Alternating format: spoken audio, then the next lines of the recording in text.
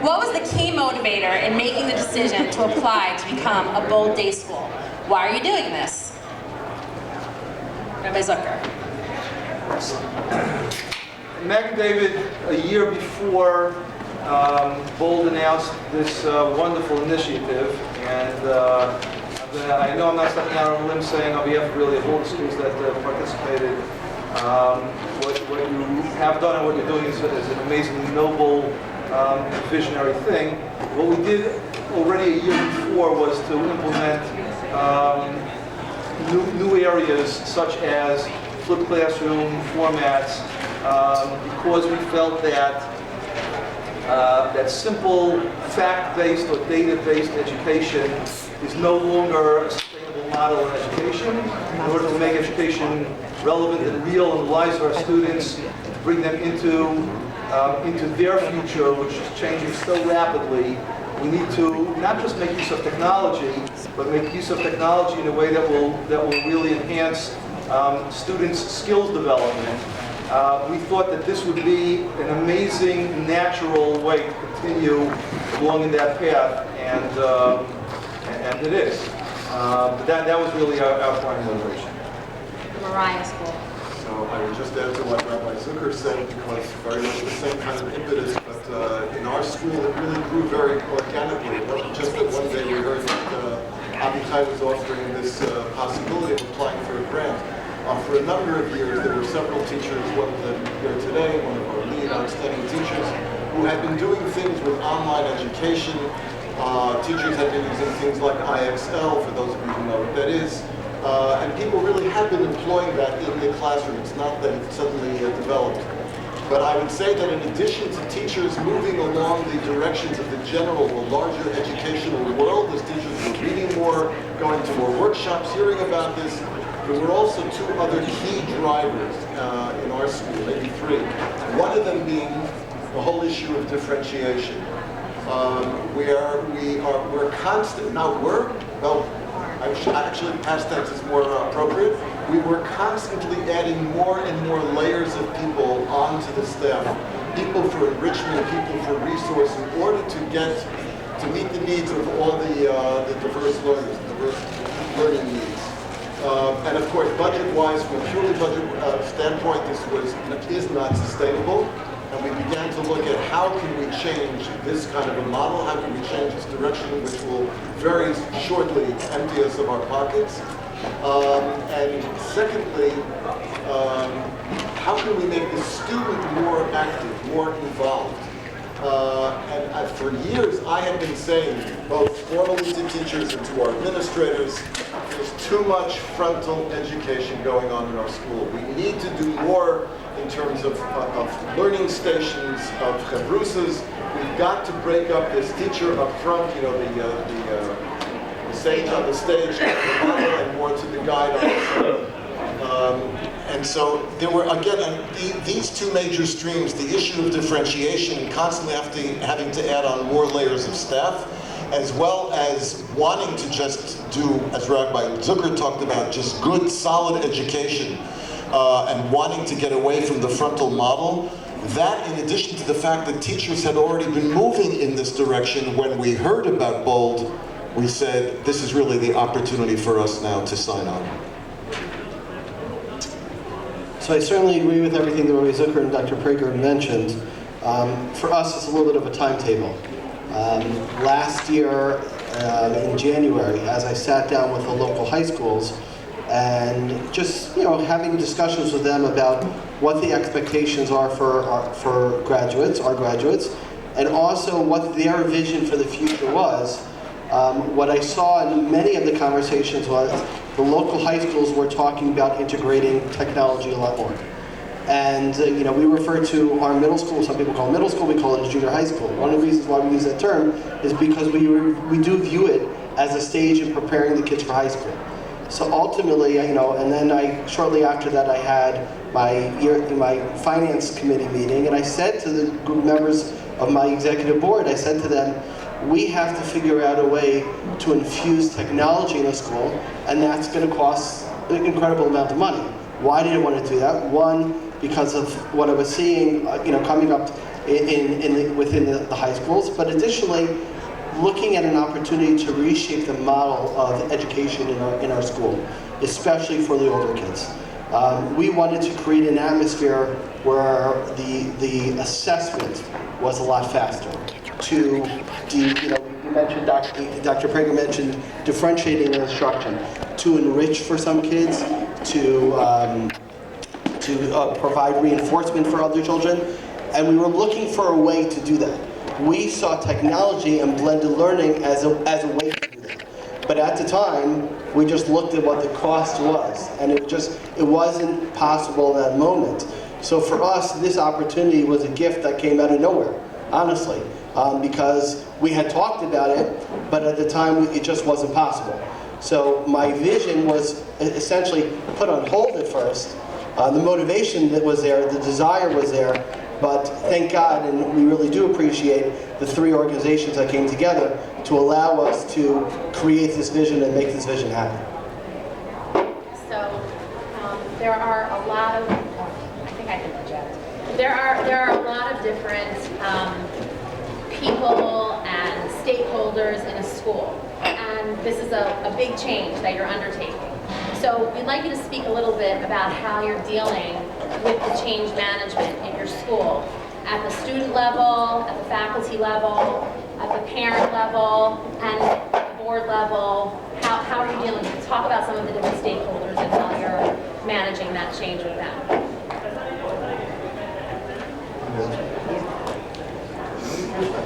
Okay. So I'm going to start off with a broad statement and then narrow in a little bit. Overwhelmingly, the idea in theory was embraced before we even started.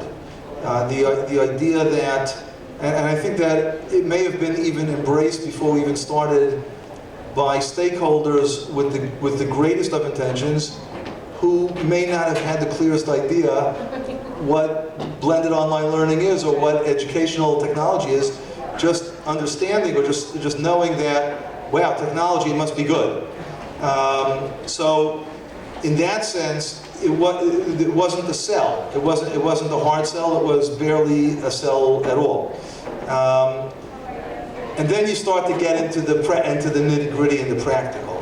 The students initially, I would say, embraced the idea. And there were, I'll be very honest, I'm a very, very transparent fellow. There were bumps. There were bumps along the way, and there continue to be bumps along the way. I am convinced that the bumps along the way are vis-a-vis the students are due to the particular vendor, the particular program that we're using, and we are in the midst of working that through, and there is great light I believe, really at the end of that tunnel. At the same time, on the part of the teachers, so it's an old truism in the world of education, the 1/3, 1/3, 1/3. 1/3 is going to embrace change, right out of the gate. 1/3 is going to be resistant to change no matter what, and 1/3 is going to go with it with the proper nurturing and with the proper guidance. We are blessed at Magen David with the faculty that are superb and that did and do embrace it. The challenge, and there's a bump there too, the training requires a tremendous amount of time, and it's not really, it can't be done on the job. It's not on the job training. So that's an area that the logistics of which really we are working through. It is a bump, and I want to take this opportunity to give a tremendous shout out to Rabbi Michael Biton, who's sitting in this room now, who is our EdTech director, who has done an awesome yeoman's job of working with the faculty and getting them enthused. It didn't take too much to get them enthused, but really walking them through the process with all of the bumps. On the lay leadership level, it's been a pleasure. As I say, that the lay leadership embraced it. The parent body embraced it. and any bumps in the area of the parent body was seen through the eyes of their children. So it's a challenge, but it's a challenge that I believe, we all strongly believe is a thousandfold, more than worth it. But there are challenges, there are bumps in the road that have to be navigated. Virtually the same experience, the lay leadership, though they were coming from it, and maybe we'll address this in a moment, they were and they still are coming from it from a different perspective than we are. We looked at it first and foremost as that this is sound education. They, of course, talked about sound education, but gee, wouldn't it be great to be able to eliminate a number of teachers and make this much... No, because they did. I mean, that is one of the caveats of the whole grant, is that this will lower, if not lower tuition, it will keep costs within reason. And that was their primary, and maybe still is their primary focus, while ours is much more that this is sound education. But exactly what Rabbi Zucker said, they were gung-ho from it from day one, lay leadership. Not only signed on to it, but really got involved more than we wanted to in the writing of the grant. And I just want to, just like you did for your school, I want to give a shout out here to our Educational Technology Director, Lisa Fusco, and Technology Coordinator for our lower school, Lauren Adler. Without them, they're really the people who can answer more directly as to what the experience of the classroom is. Likewise, the students, as Lisa always talks about, they are the digital natives. I mean, they just took off and ran. Not to say that there weren't some bumps along the way, but the kids just ran with it, are running with it. I will say that as enthusiastic as many of the parents are, we still have parents. Just 2 of them came over to me at our annual dinner on Saturday night and said, I just want you to know I have very big concerns about this program. I'm not convinced that my kid is learning at the same kind of pace. I'm not convinced that my child is that the teacher's going to finish the curriculum. And by the way, that mirrors a little bit some of the fears of some of the teachers, very few, but some. So there certainly there are question marks out there. So I think in terms of handling with the management, the beauty of what we've established in our yeshiva, we actually are very fortunate. We have a husband and wife team that are really taking the lead. Cindy Weisel and her husband, Israel Weisel, who both work in the yeshiva, have been living blended learning for months. And we definitely hit a number of bumps along the road, primarily just literally getting off. Rewiring the entire school, which did not exist, putting in the Wi-Fi hotspots. We spent a lot of time on the infrastructure of the school because it really didn't exist in our yeshiva to handle multiple computers in the school. In terms of the children have been excited about it. Our kickoff date initially was supposed to be right after winter break. We're starting now, so we're a couple of weeks behind. But that, once again, that happened to do with some of the bumps in the road. But the bottom line is the kids are very excited. Cindy did an incredible presentation for the kids to get them even more excited about what blended learning is, what's the difference between blended learning and technology integration in the school, which I think is still, for many people, is not clear. She did a wonderful job of introducing that to them. But the board, as has been stated, is excited about it because if there is a potential to cut costs, any board would be excited about that. And we do experience some trepidation from the parents. In many people's mind, education is about covering ground. And we're trying to emphasize the importance of developing skills. And changing the format of, as I said before, reshaping education and educating the parents. So we're actually hosting the parents this Thursday night for a seminar for them, so that they can get on board. I also recently received an email from a parent who said, "You're doing a wonderful job as head of school, but I think you're about to sink the ship with this program." So we've had that. We've had that. But at the end of the day, you'll always have your naysayers. You'll always have your people who want to push back. But I think there's tremendous potential here. All right, thank you. How do you Take. You want me to take the mic? do you think utilizing blended learning in your school will result in cost savings? That's the question.